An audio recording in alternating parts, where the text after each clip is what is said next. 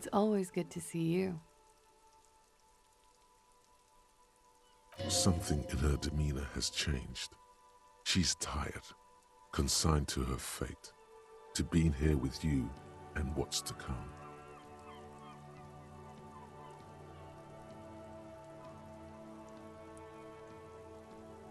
I understand. Just like that, no resistance.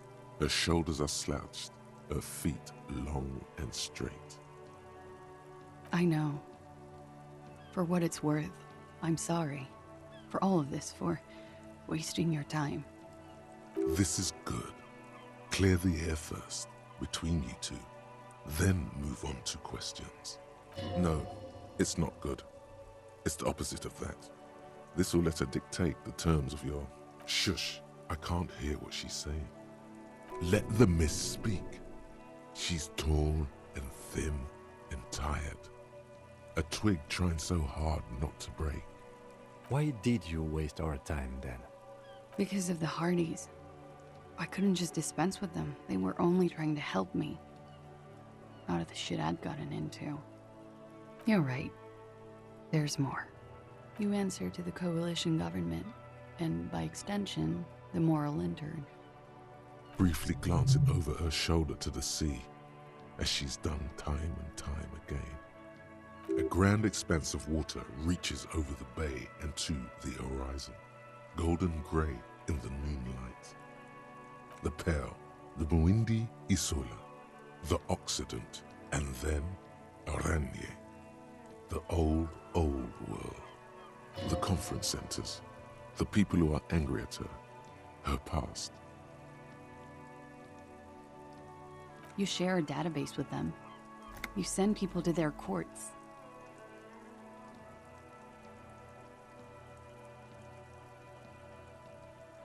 It is. They're after me. And they have friends in the moral intern. Some are moral intern. If I show up in your records, officer, they will find me. They will. What happens if they do? They will kill me, sir. If you file my name, take me in for questioning, enter me into the moral intern mill, well, then I'm fucked. For nothing. This murder didn't have anything to do with me. Fucked? People after her? Moral intern people? This isn't Orionese lit.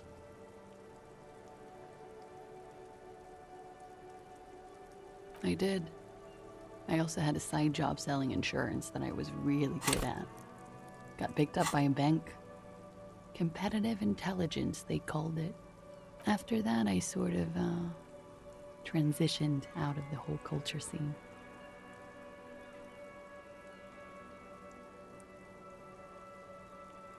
It's not nice, but it's not illegal. Not here in Ravishol, or even in Oranje. What exactly did you do? Industrial espionage. I joined a business collective with the intention of betraying them. I did my job well enough to be asked to do it again. With a bigger company. The kind you really don't fuck with. I took their ledgers, 2 decades worth of accounting. I need the names of the companies involved and who hired you. The job was Lewes County Savings Bank. They sound small, but they're part of the Lewes conglomerate. That was the second job. The first was some printer company. You wouldn't know them. But she really destroyed them. She still feels it. As to who hired me for the job, I don't know. But they're after me too, along with Lewskop and their friends in the MI. Once you're done in the competitive intelligence circuit, you don't have allies. You're radioactive. Lowe's cap. These people engineer financial disasters in second world countries. The conglomerate also includes the Bank of Consecration, Airberg, and the popular Papalolo line of dairy products. Yeah. Papa fucking Lolo wants to kill me.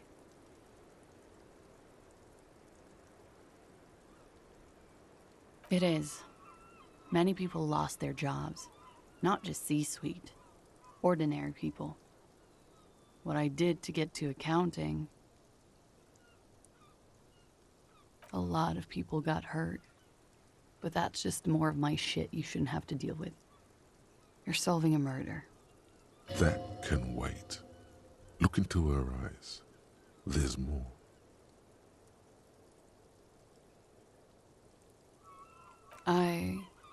One of them killed themselves because of me.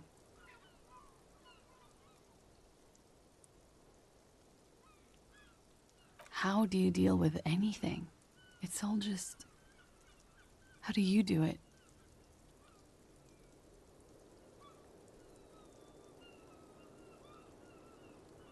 That would do the trick, yes. Around her, a drop in the atmospheric pressure. Not long from now, it will get dark, and the air will start moving faster, circling the box she stands on. She's already in prison here for what happened, and she's prepared to never leave, even after his death. Because I'm an idiot. Which is an indicator of truth. Idiot. She's nothing of the sort.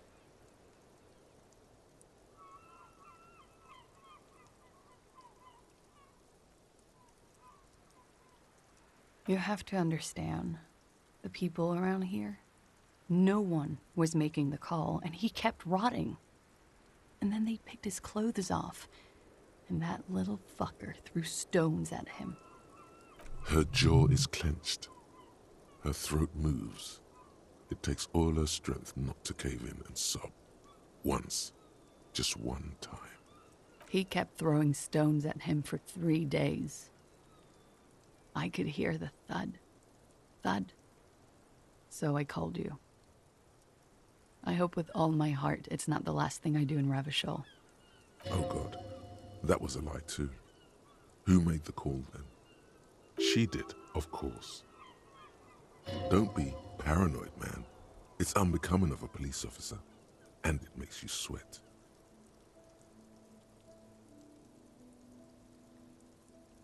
Last week, Angus and Titus's brother, I think he's called Tibbs, took care of it. You should have another look at that window after this. Reconstruct the scene. It's right there. Yes, you see the glass sparkling out of the corner of your eye.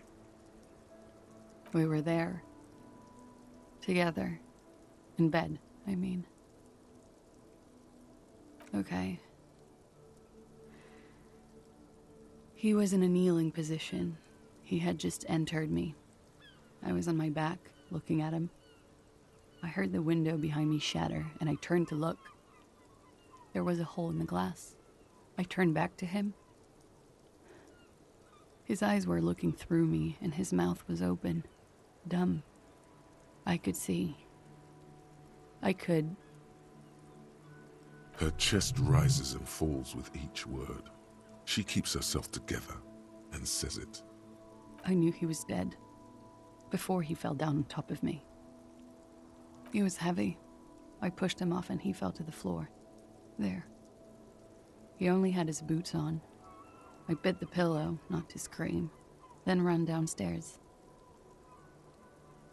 I waited for the second shot to come. For me. I thought there would be one. It never came. She's forgotten about her cigarette. The butt has burned right down to her fingernails. Oh.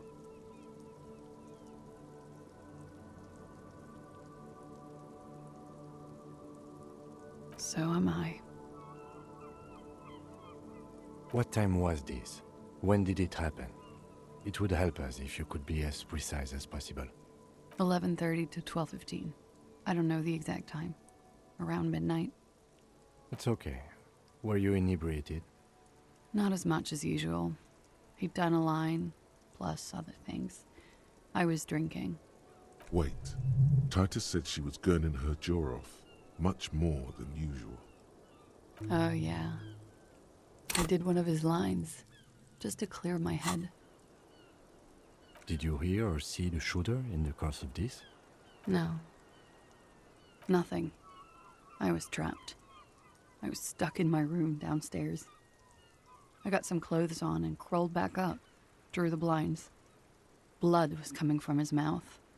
Not a lot, just a little. He was still on the floor, slouched.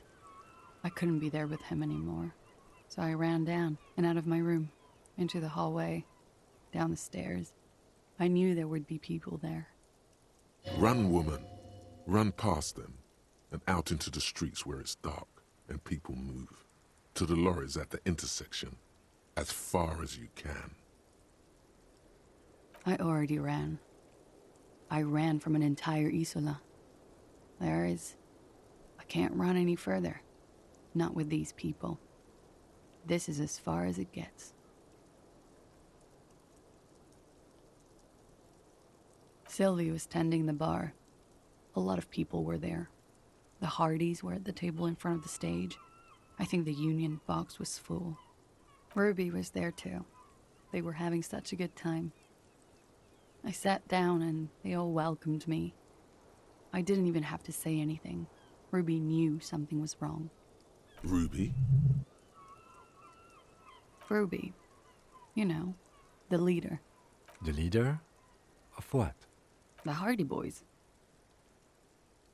Well, nominally, yes. Ruby's the one they go to when things happen, like things they need taken care of. She's the organizer. Would you say she is the 8th Hardy Boy? Why not?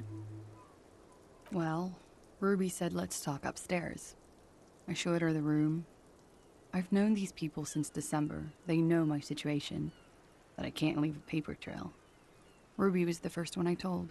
She said she'd take care of this. It's what she does, you know, take care of things. I helped her get the body to the bathroom. We used a belt to pull him up under the shower, to keep him upright. To mislead you, they were tampering with the body. To produce lividity, matching a hanging? Yes. We completely missed the tampering. Looks like you got there in time. What was this, 20 minutes after death? About 20, yes. Ruby explained it would make the blood... You know what he does.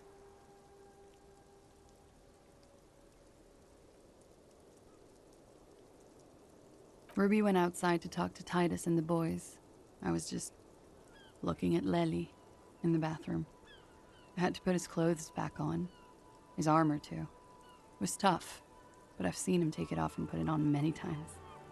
It took Ruby maybe half an hour to come back with Titus. I'd gotten him ready by then. They carried him out.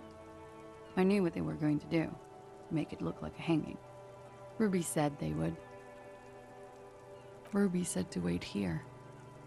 She also said I wouldn't see her for a while, that we should lay low or something, so I did. I don't know. I haven't seen her since. We will need to take this question to the Hardy Boys. Interesting. Why did this Ruby go through so much trouble to hide something someone else did? Look into this later. What are you doing? Coming up with a theory.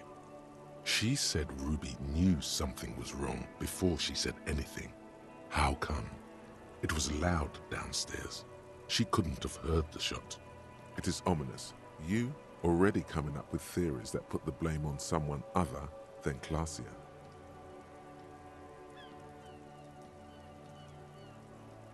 When he was shot? I may have. I don't know. I couldn't hear anything over the glass exploding. The gunshot wasn't that loud. This is something to keep in mind when assessing the distance of the shot. What? Why would I put myself through this? Insanity. Get myself cornered like this. He wouldn't have died if it weren't for me. I know that. But I would never hurt him. It could have been a desire murder. Maybe an act of jealousy. He was a serviceman. He must have had a gun lying around, close to her hand. A military weapon using jacketed ammunition. Now you guys suddenly have theories pouring out, when they're obviously just stabs in the dark.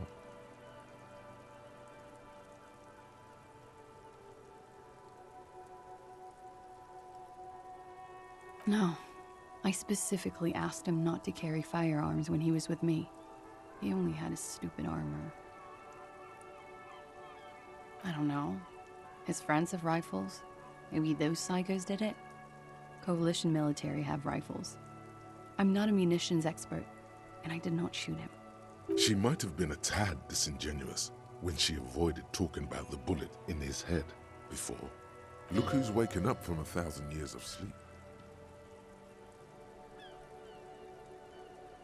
I've said I'm sorry. What more do you want me to say? I did my best not to lie. It didn't always work. I did not kill him to defend myself from rape. I told you before. That wasn't what happened. I'm sad to hear that. They must have said it in some fit of frustration or under pressure. They couldn't have meant it. I've talked to them after it happened. No one has implicated me. She's getting scared now of you, the downstairs people, all of it. She simply shakes her head. She has the training for it. You've known it since she first greeted you here on this roof. Like what?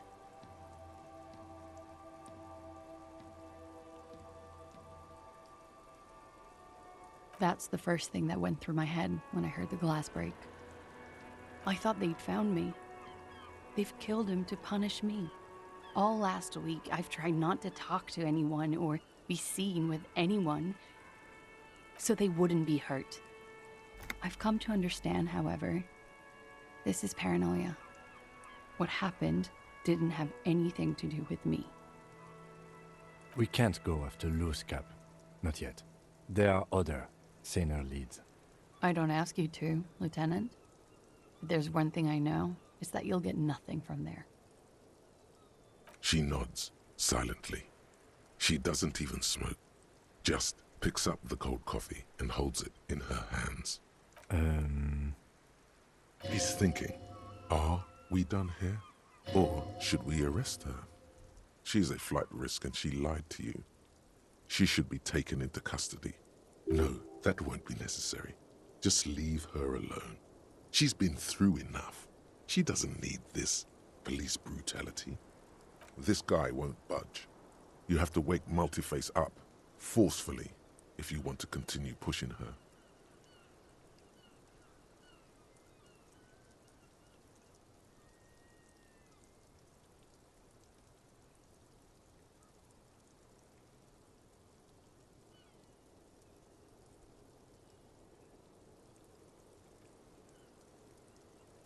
Like, for example, his name?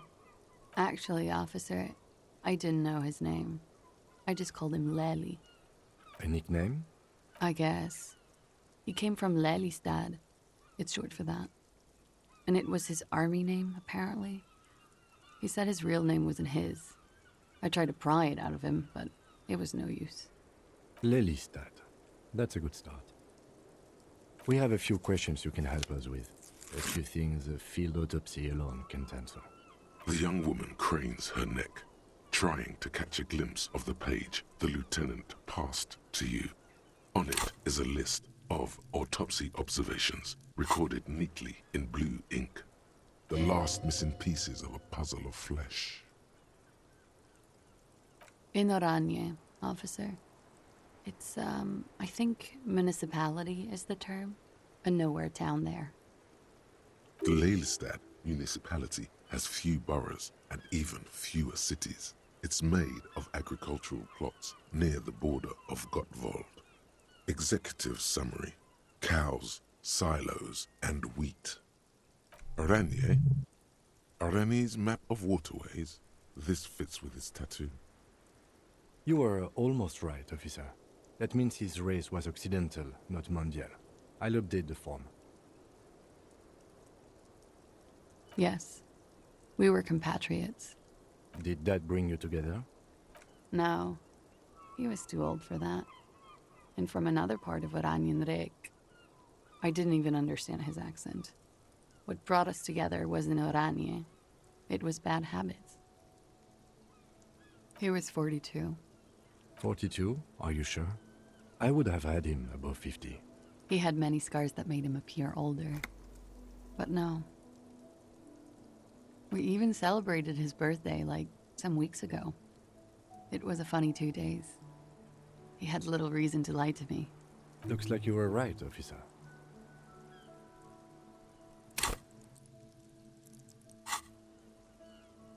Points aren't good. Have one, you old dog, before we all die. It isn't. Police work is a cooperative sport. There is no challenge without competition. There must be an opponent. This is clearly sports for him. Something like archery or darts.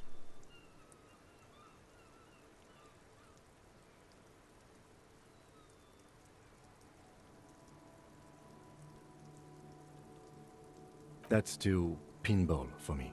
I just like to get autopsies right on the first try. Where were we? Blue. Light blue. They were like little blue galaxies, you know? It was strange, seeing those eyes in his fucked up face. Pardon the swearing. I do him an injustice. He wasn't ugly. And he had a beautiful, soft voice. Very surprising, what with all the scarring. It was quite something, watching him speak. He had a combat wound on his chin and mouth? Yes. Severe. It made him look like half his face was cracking away in some strange smile. That and those eyes. Ah, yes. His hair, if you can remember? It was light brown, almost blonde. He darkened it with brilliantine, made oily. Not nice to stroke. I couldn't convince him to leave it alone. Oily, isn't it? We have that in common now. She understands what autopsies entail. It doesn't get her off balance. No.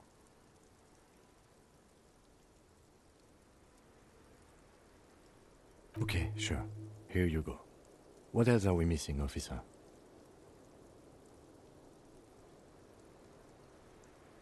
Oh, that. It's clear she liked it. Quite a lot, yes.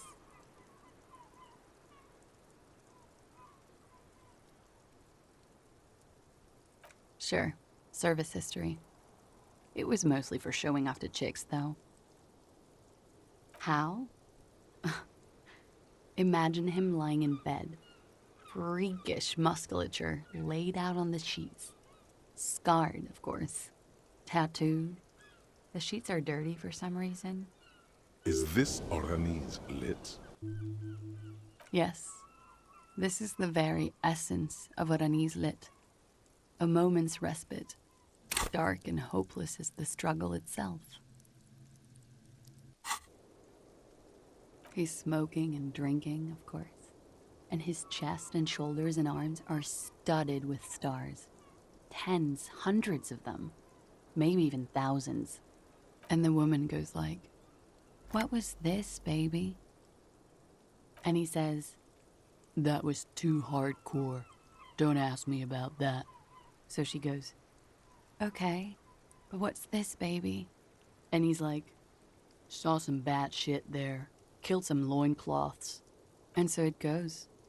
Star after star, port after port, third world country after third world country. And he's done horrible things in every single one of them. Oh yeah. No thank you. I've seen enough of him dead. I can tell you what they meant without looking at them. Go on. He was a blue-eyed boy with thick arms, from a small town. He was also poor, and the government of Orania needed some people killed, so they turned him into a grotesque killer. For money. He went to Killer Academy in Vredefort. Then he killed some people in the Seminine Islands. And on other islands, too. All of the islands. After this, he came to Revachol and got killed himself. It is when you're high. It can be very exciting then. You have the tools to deal with it. It's not a very nice story to remember when you're sober. A change of topic? The lieutenant blinks. His expression does not change. All right, let's see where this is going.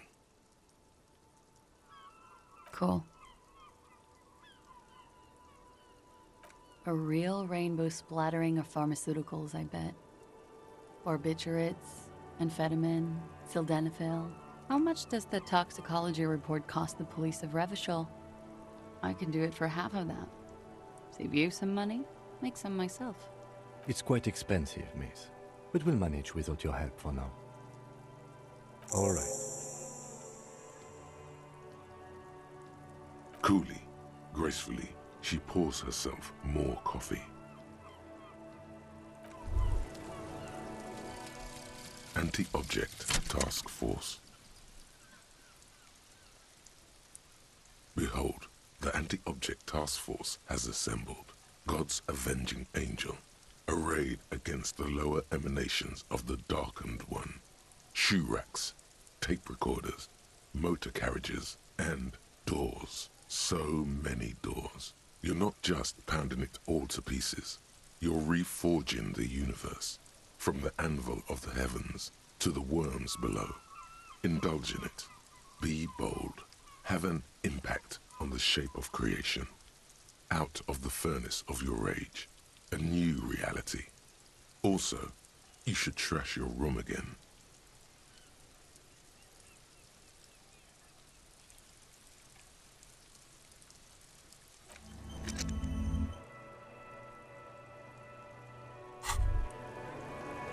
Wait, stop. That man, bloated beyond all recognition, was 42?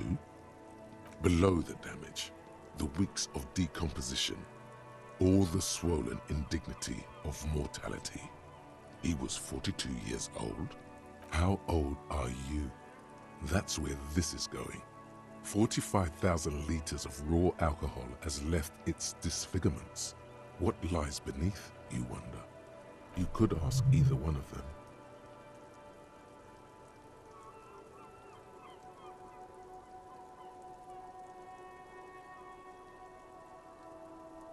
Yes.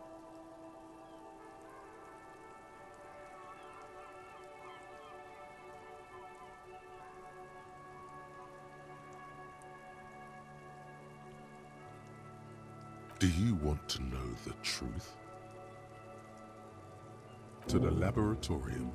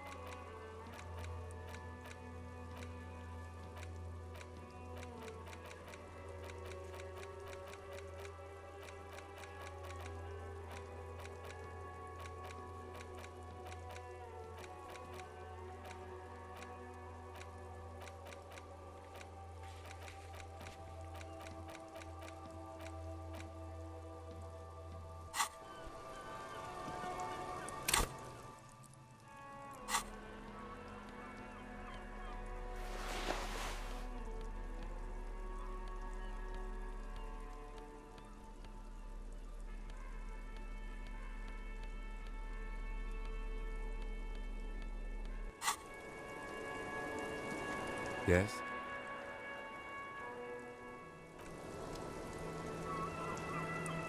Officer, what brings you up here in the rain? Who? What? Dear Lord, you've been lied to. She could have killed her lover and lied to everyone. She's not the most fair and just at all. She's smoke and mirrors and will-o'-wisps. She probably didn't give you her real name either. Why would she? Arrest her immediately, before she further entangles you in her web of lies. Take it easy. Don't overcompensate with this course correction. Ask questions first. Yes, start at the top. Choose at the bottom. It's how we've always done it. No rush. See?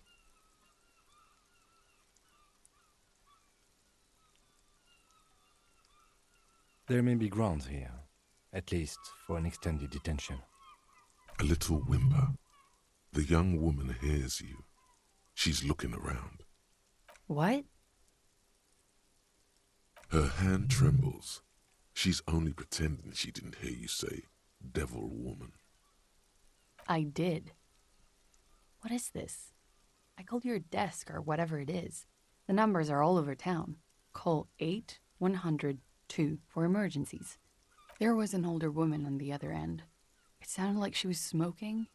She took my complaint. She coughed. That is the emergencies desk number. Anyone could know that, sire, by looking around and calling the desk. I don't believe a single word she says. What time did you make the call? Thursday night. It was late, sometime after 12. It checks out. But I know the time of the call, too. I know I have not been 100% truthful with you, officers.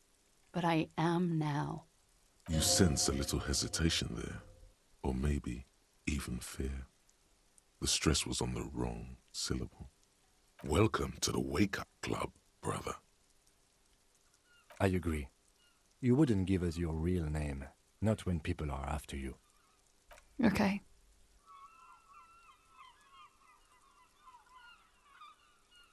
Okay, it's not. You log your work every week. It's all transmitted to Common, sir. I couldn't just beg you not to enter my name. So I lied. Like I lied before. Like I did at LCSB. I have to lie all the time. I'm so tired of it.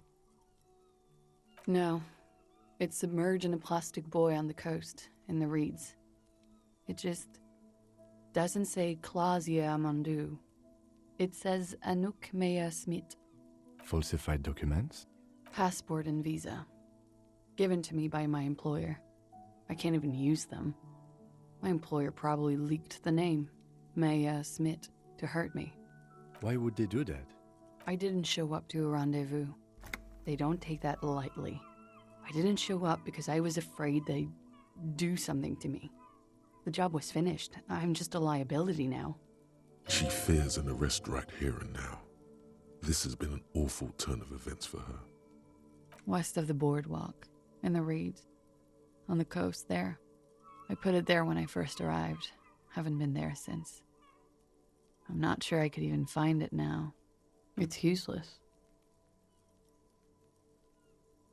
The lieutenant makes a note of it. You're welcome to it. It's in the reeds northwest of here, past a broken sewage pipe, right near the waterline.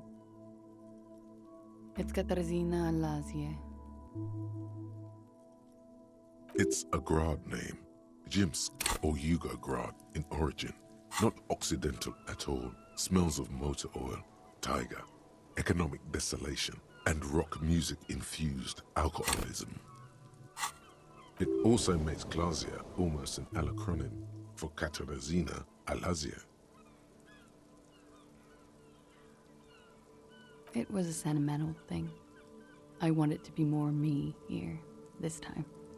So I used my nickname. A nickname? Who gave you this nickname, Klassje? A teenage boy. 1,000,000 years ago.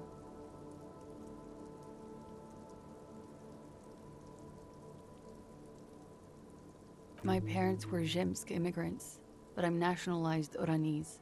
All I remember is Oranje. Klassje is my father's name.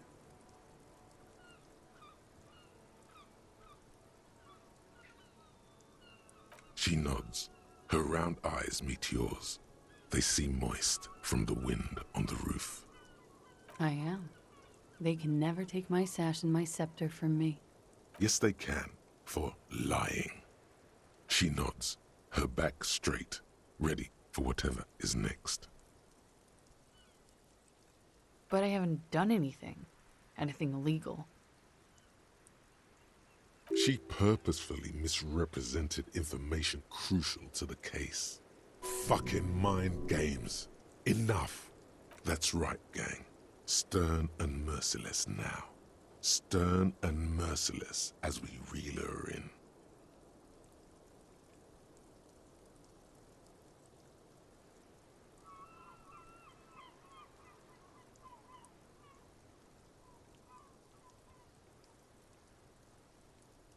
The lieutenant produces a pair of handcuffs. Please no. But there's nowhere to go. A two-story drop to the Plaza Mosaic. If she could, she would have run before. I think I know who did it. I know who shot Lely. You know it wasn't me. Why would I do it? I have no motive. She's silent for a second, as if looking into herself for certainty. Then, in a hushed voice, she says, "Gearing up for this betrayal is hard for her." Ruby. She has this thing for me. Ever since I met her and the boys downstairs. She's been pretty frank about what she wants. Sex. And more. I made the mistake of confiding in her. I told her I was on the run. She started protecting me. It became an unhealthy relationship. When I started spending time with Lely, she told me to end it. Said there would be shit if I didn't. It was not a good meeting. We stopped talking after that, but... I don't understand. What exactly in your relationship made you think she's romantically interested in you? She said she's in love with me. She even asked me to run away with her when I told her I'm a fugitive. She started developing notions about our relationship. And you led her on? A little. I was flattered, you know? But then I had to let her off, and it was not easy. I came to regret being friendly with her. We maybe kissed, nothing more. I know what this sounds like. That's why I didn't want to tell you before. But she knew what had happened when I came downstairs. Somehow, she knew Lely was dead. She wasn't surprised at all. When we came up here, she was calm as a stone, too. She cleaned it all up like she had a plan. This is a familiar theory. You had it too, remember? Could it be that Ruby was covering up after herself? The lynching? Yet again, you're coming up with this. The worst thing is, it may be true.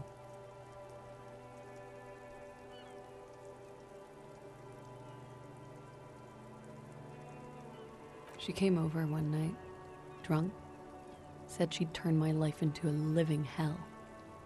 I've been threatened before, so I can tell when someone knows how to do it. And she's a pro. She must be. To keep the Hardys in line. I tried severing ties with her after that. I thought it had worked, but... Some of that fear is still with her. She exhales sharply. What are you talking about?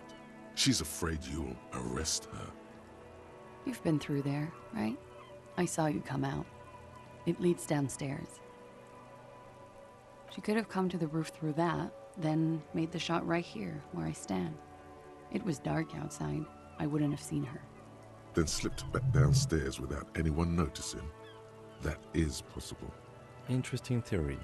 Did she know that door exists? Had you been out there with her? Yes, of course. She's been up here many times, jacking private stations off the ring antenna. She used to come here to drink on the roof with me, before it got weird. Okay, and what? Arrest the liar now. She's stuck here. She's already in prison. Look around. She's only trying to help you. Her. Stop letting her distract you.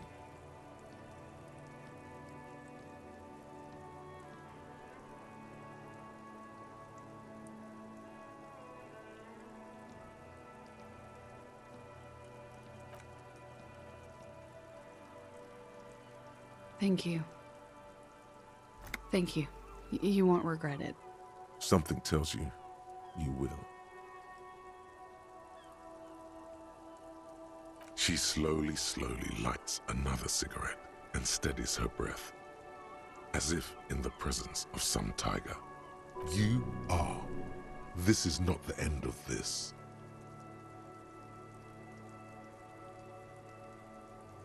Lies. Yes, we demand she be punished for deceiving us. We demand her anxiety. She slowly lights another cigarette and steadies her breath, as if in the presence of some tiger.